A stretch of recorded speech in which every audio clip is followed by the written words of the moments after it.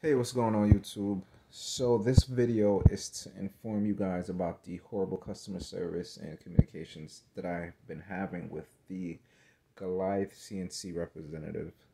So I'm not sure who's answering their emails, who's doing their customer support for their social media, but everything was good until I placed the order. It's been about 3 weeks, no order. And this is all fine, but it stated on their website that it was going to be to me by now. If I had known that this company was still in the Kickstarter phase, I would have waited and not have been an early adopter. I saw your product on the Make YouTube page. They advertised it as being a great machine. So I purchased it. Unfortunately, it never arrived. It is now October 20th, 2021.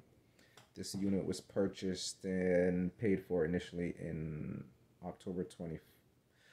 It's December something. It was paid for in October.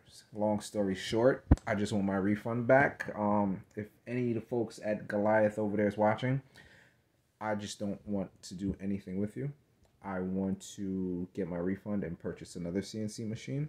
Wish you nothing but the best. As soon as you could process that refund, that'll be great. Thank you.